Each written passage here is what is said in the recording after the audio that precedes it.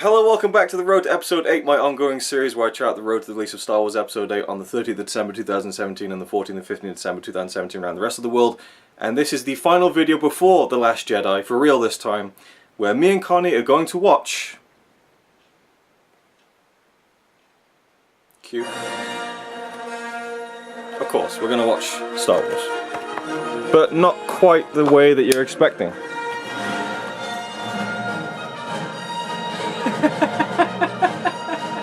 What's funny about that? Because nobody likes episode 1. The finest film in the franchise. Yeah. Yes, we are going to watch Star Wars Episode 1, The Phantom Menace. Kind of. Not really. So, as tempting as it is to watch this 2-hour, 15-minute movie about trade disputes and all that kind of stuff, don't really have the time to cram in all 7 of the episode Star Wars movies before The Last Jedi, which comes out on Wednesday. It's currently Saturday the 9th of December. It's possible we could, but... If we stay up all night. Yeah, if we stay all night, we're not going to do. So, Are we? my idea is to basically do a Cliff Notes version of Episode 1 and 2. I haven't seen the prequels in a very long time from start to finish, and I guess that will remain because... we're going to just scan through the movie, watch some of the key scenes. I'm thinking the Podrace sequence. The Shush! I'm kidding. Yeah, you got to pay attention to this really important stuff. No subtitles. Oh my god, there's so much going on at the beginning that's so important to the plot. Yeah, I love the prequels. You know, this isn't going to be a prequel bashing video. And in fact, I've done an extensive review of The Phantom Menace, so check that out if you want my honest, full, and in-depth thoughts on that. Can I just tell him who my favorite character is? Sure. He says Misa a lot. Jar Jar Binks. Absolute favorite. Like, I just love him so much. And I love young Anakin. Mm-hmm. No, I don't love the first one, but I do like young Anakin. People are gonna hate me. I think he's a pretty good actor. You being serious? I am serious. The last time I watched it, I was like, that kid's pretty good. Because I like him too. I like him. I find it really sad. I love Avatar. I find it really sad because there's like interviews when he's like, yeah, I had to move school, and you know, and like now Jake Lloyd, he's like in some sort of facility, you know, like his life really didn't pan out great. That might be not true now. At least at one point that was. I hope he's doing okay now. He just seems like a nice guy, and he really got put through the ringer unnecessarily, I think. Yeah, he's not amazing, but I actually really like him in the film. Anyway, we're not going to go into too much depth here, but going to basically scan through, watch a couple of scenes from Episode 1, then Episode 2. Then tomorrow, Sunday, we're probably going to watch Revenge of the Sith in its entirety, because that one is this one Star Wars film I've seen the least, I think. You know what else I love? If we take Rogue One out of the equation. What? Their hair. It's amazing! You're just trying too hard now I know. to praise stuff that people don't like. Oh, no, I do hate their hair, but that's because of my hairdresser. Oh, okay. Can we watch the movie now? Wait, I'm doing the intro, you know. Well, I haven't heard a word. You haven't heard a word. You don't care about this stuff. You don't care about the Trade Federation and the political disputes and all that stuff. Still want the subtitles on. The negotiations were short. We're just going to watch some of the key scenes. And tomorrow, Revenge of the Sith, because it's the one I've seen the least, I think. And then, probably, Empire Strikes. I'll get to that when I get to that. So for now, Phantom Menace, key scenes. Let's do it. Yeah! Yeah! 90s, yeah!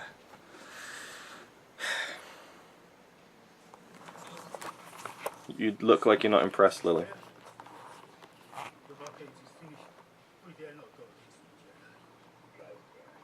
Literally got her back to Phantom Menace. Oh, user point is well seen. Yeah, check out Ewan McGregor's hair here. Short, buzz cut, kind of, you know. User hair is well seen. Right, so next shot. Let's see if we can get this. User point is well seen. Jeez, it's like, not only is it like a different colour, not only is it dry. But it's like twice as long at least. Yeah, I just... And it's got waves in it. Yeah, it changes throughout the film. Obviously they did some sort of pickups or whatever. The same thing happens with his beard in Episode 2. It's always bugged me. And there you go. Sandstorms are very, very dangerous. Come on, I'll take you to my place. Okay, we're about an hour into the film. and it took about 15 minutes. Just kind of mainly just stopping at bits that Connie didn't remember as much. Everything. We actually saw this in the cinema in 2012, the 3D version, and it's actually one of the better 3D films. I just like, not even like the special effects, just like the normal scenes of the just characters talking to each other. I thought the 3D was really good. Anyway, as Connie famously said about that, I hate the evolution of cinema. because she wasn't impressed with the 3D. And that was actually, they planned to do all 6 every year, and then they just stopped with the first one. What? Was it this that was made 3D? Yeah. Oh, right. That's what we Well, no wonder I hated it. I'm kidding. Yeah, I have to say, watching it now, I mean, I watched, this is the Blu-ray obviously, and I watched the prequel trilogy when I first got that complete saga box set when the Star Wars Blu-rays came out in 2011. But watching it now, the special effects really haven't held up. No. I mean, I admire the ambition of it. Like, if you watch the making of documentary, which is just, to me, one of the best making of documentaries, because it's so fascinating to see George Lucas try and put this together. And he's got all the storyboards up, and he's saying to all of his crew, like, this is real, this is fake, this is real, this is fake. And his special effects crew are like, we don't have a good way of doing this right now. Like, his ambition for CGI was so far beyond what the technology had caught up to. And watching it now, I think it really does show, especially in high definition, like shadows that just, you know... non-existent. Non-existent. I mean, Connie can pick up on that stuff even more than I can, but, it just...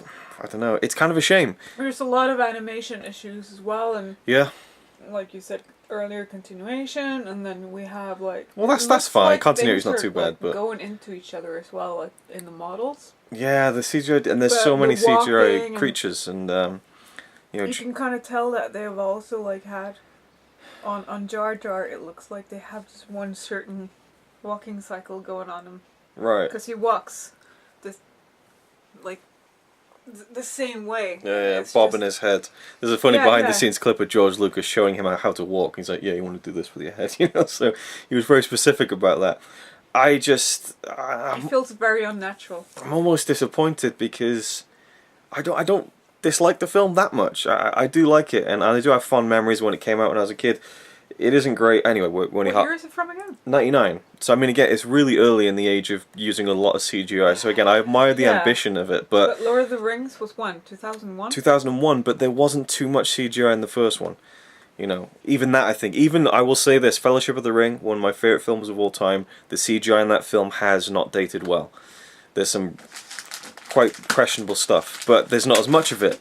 Whereas here, it's very heavy, and then by the time we get to 2 and 3, it's even more so, but the technology, I think, had kind of picked up a little bit. We'll see anyway, so on with the film. We're about to watch the Podrace, which should look a lot better than the rest because we're looking at mechanical objects, not, you know, supposed creatures and stuff. So I'm hoping that holds up because I love the Podrace sequence, so let's get into it.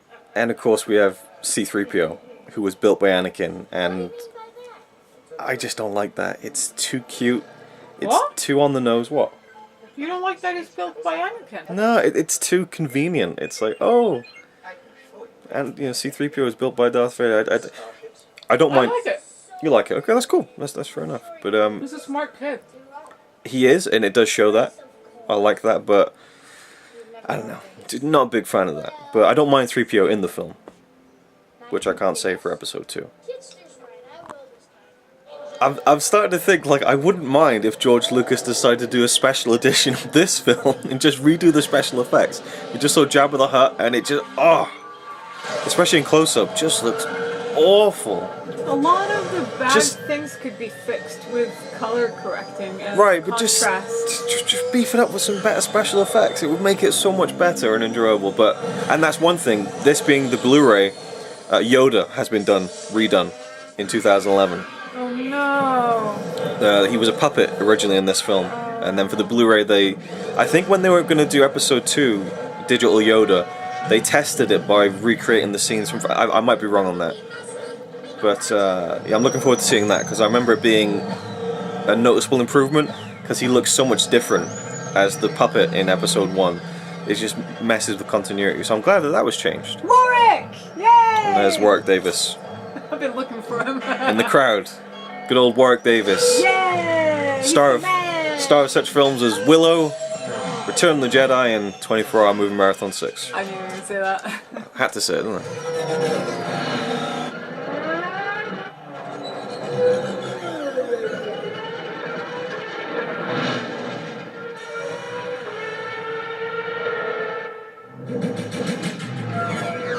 Love the sound design in this scene, it's so good.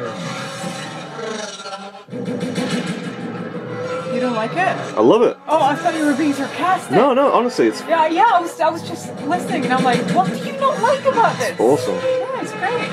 It's Formula 1 cars and it's mixed with like some Yeah. kind of weirdness.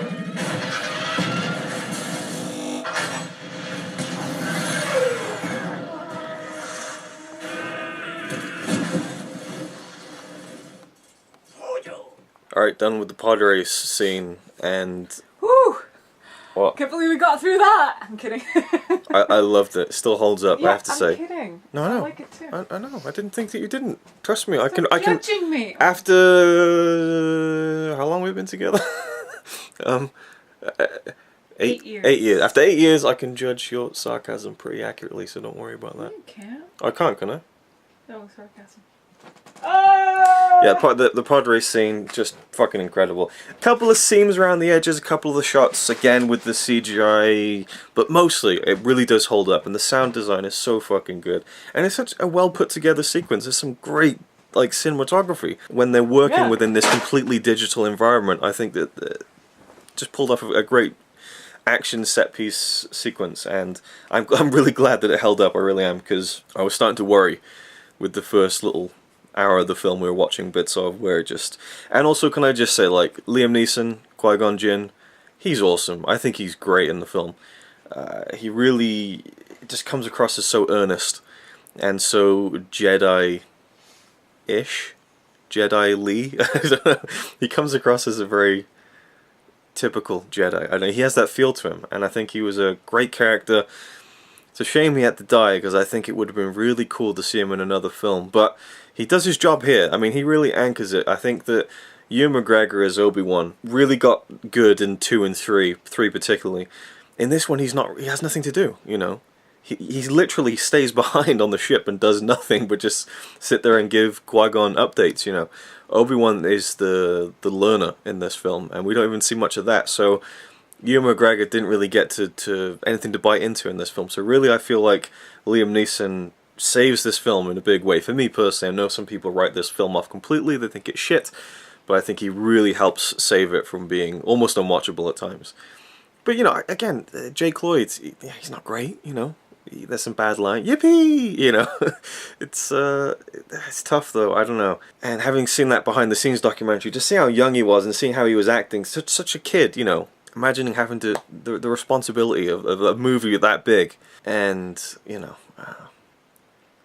it's just a shame sometimes when someone has big shoes to fill in being in a big movie and they don't quite, you know. Anyway, I'll leave it there. We're going to continue. So that was what Yoda looked like in episode 1. I remember when the trailer came out and it was like, oh, that's different. I guess 30 years have passed. But then by episode 2, you know, he looks much like he does in the original trilogy. But here he is on the Blu-ray, which looks a lot better, I think. I mean, I don't love the fact that Yoda's CGI, but if we're going to have it, I think that it was cool they tried to puppet, but they just didn't get the look right, you know. And trying to make him look younger just didn't really pan out. And yeah, so he looks really good in still format, but when it starts moving, it's not, you know. The Sith could return without us knowing. Hard to see the dark side is. But it's a lot better. I approve of the change, I think. I remember when Samuel L. Jackson, before this came out, I saw an interview with Samuel L. Jackson, and he said, I really want to be in the new Star Wars films. I told George Lucas, I'll be Luke's slave. Which, you know, I mean, he's awesome. He's hilarious. One of the best bits of trivia of the prequel trilogy is that he had BMF carved into the bottom of his lightsaber, which is kind of funny. What does it stand for? Really? BMF. What am I not getting? Pulp Fiction? The scene where he says, fish out my wallet from the bag, it's the one with BMF on it for bad motherfucker. I didn't I've seen Pulp Fiction once or twice. Once or twice. It should stick in your mind forever. No. BMF. No. And he had it on his lightsaber. It's funny. Who is it? Yeah. Yeah. Anakin Skywalker. Pardon me, Your Highness. You're mean. I'm not being mean. It's a memorable scene. You should know You this. look at me like. Why no. don't you know this? I knew you were here then, so I came to... We'll handle this. We'll take the long way.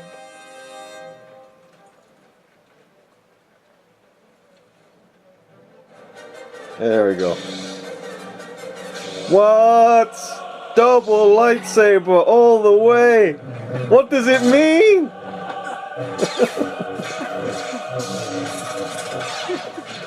I love this scene, but I have no idea why the Naboo palace has this hallway with all these force fields. Like, what is the logical purpose for it?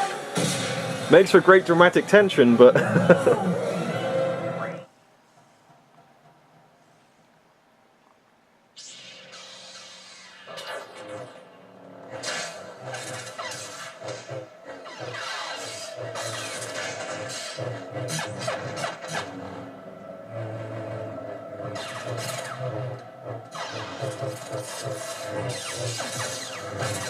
Alright, we're at pretty much the end of the film now, and I love this line from Palpatine to Anakin.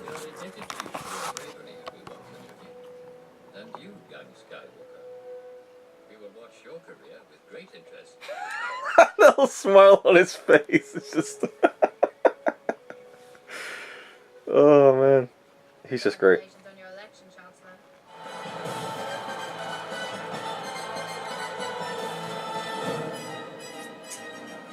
Wow, that felt a lot shorter than it usually was. Or something. I wonder why. So there we go. So that was the Phantom Menace. Or half of it at least. We actually watched about an hour actually. And usually I would be so against doing this, just skimming through a movie. That's just, oof. That makes me want to just take a shower because that's just disgusting. But they're films I've seen so many times before. And in the case of Revenge of the Sith, which I haven't seen as many times, I do want to watch that one from start to finish. And yeah.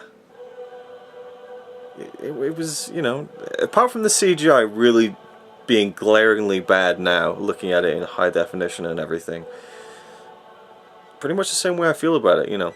It has the issues that most people talk about. I think people focus on it a little bit too much. And that's the thing, is that, you know, George Lucas always says he made these films for kids, you know, and it's a kid's film.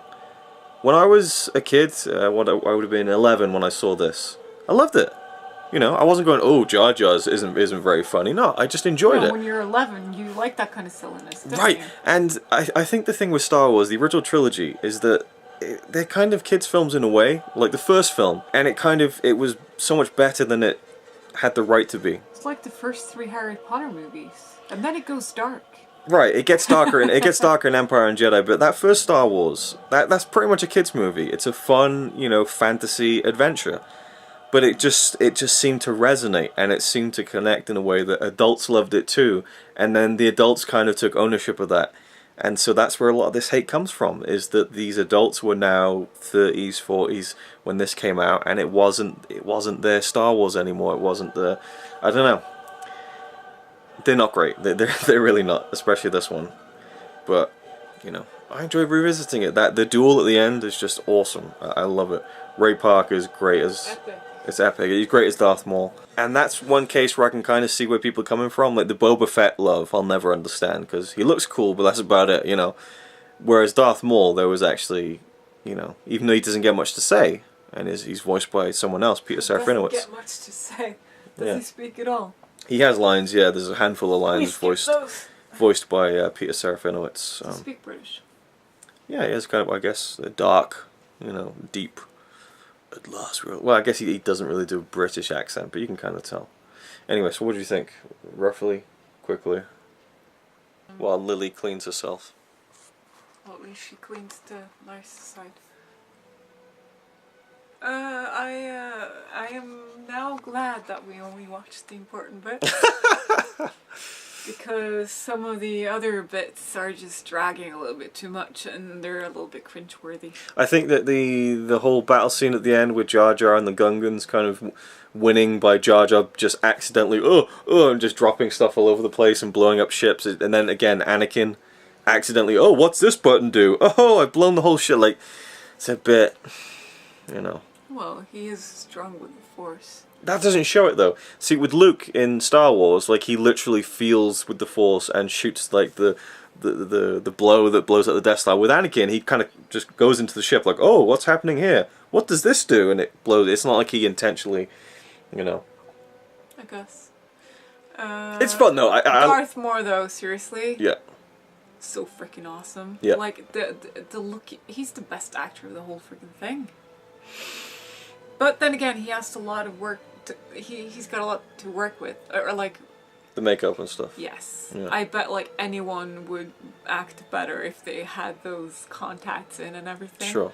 But it's just like it's really well put together. The way he just reveals like his double lightsaber and stuff is like badass, and like even the cinematography and that, like the lines and stuff. He must have really trained like how to look good doing the moves. Well, he's a martial artist, so. Well, there you go. Yeah, so movement is key to everything that he does. But then when those walls come up, and then yeah, it's great. Best scene in the film for sure. Obi-Wan, Qui-Gon. Qui-Gon Jinn.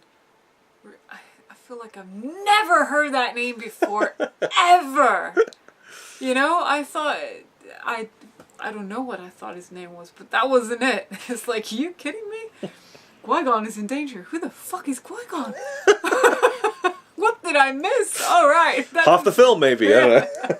Yeah, but we never heard his name. And then when he sits down, and then Darth Maul's just walking back and forth like a tiger, like, you know, it's just so awesome. The way it's just really well put together, you know. So that was Phantom Menace, or half of Phantom Menace. What's his name? Liam Neeson. Liam Neeson. Could have done a better death scene. No, I thought it was No, fine. it's just like need to train. I think he's great. I think Liam Neeson's a highlight of the film. I love him as Yeah, Qui-Gon. but the death scene is like something you've seen 100,000 times before. So that was Phantom Menace, and I think we're probably going to wait till tomorrow now to do Clones, episode 2. Really? Yeah, I mean, it's 10:10 now. Connie wants a cube with her Rubik's Cube collection. I'll probably want to play Star Wars Battlefront. And yeah, and then so I think tomorrow we'll do the same thing with episode 2, and then watch episode 3, which is going to be fun because that's such a depressing fucking film. I mean that's the thing with the prequels. It's just this tragic 3-act story that just ends in such a horrible fashion. Like it's just an interesting one. I don't know. I still think deep down, and I've said this before and I'll say it again, no doubt, that we never needed to see the Darth Vader backstory. But, you know, I'll take it if it's going to be on the table, you know. And it's interesting how these days there's a lot of prequel love.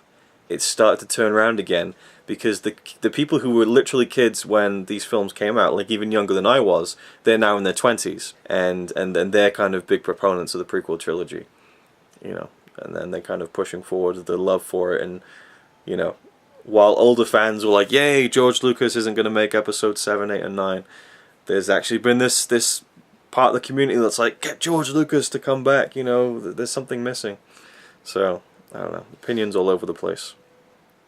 Watching this, I would really love to see or hear an appearance from Yoda in episode 8, because we heard Obi-Wan in episode 7, and you do hear Yoda in the trailer for The Last Jedi talking about the tree. So I would love to hear just a little Yoda cameo in episode 8. That'd be really cool. You said that we heard Yoda a little bit in episode 7 too. Oh yeah, you do, but it's dialogue from Empire. It wasn't newly recorded or reimagined stuff. Like in the dream sequence with Rey, you hear Obi-Wan call out to her and say, "These are your first steps," which is very direct. Rey? Yeah, Rey. But Don't be afraid. But Yoda, I think it's surrounds us, binds us. It's the speech he gives to Luke at Empire. So it's not like new dialogue. So I'd like to hear that. but he's definitely not. Is he alive? Oh yeah, Frank Oz is still around. He recorded stuff for Episode 7, but they didn't use it apparently. They just used the lines from Empire, so it's completely plausible that he came back to do a voice. Although Yoda is definitely not sitting on that rock, as a lot of people thought in the trailer for The Last Jedi. Anyway, so that's it for this part, and I might just split this up into separate videos because this has turned into a bit of a long one, I guess. So yeah, and the battery's running out, so there we go. That's probably why it took so long to watch these 20-25 minutes. True. Because you've been filming. Yeah, but I'm enjoying revisiting it and talking about it at the same time. Anyway, so that's it for now. Thanks for watching.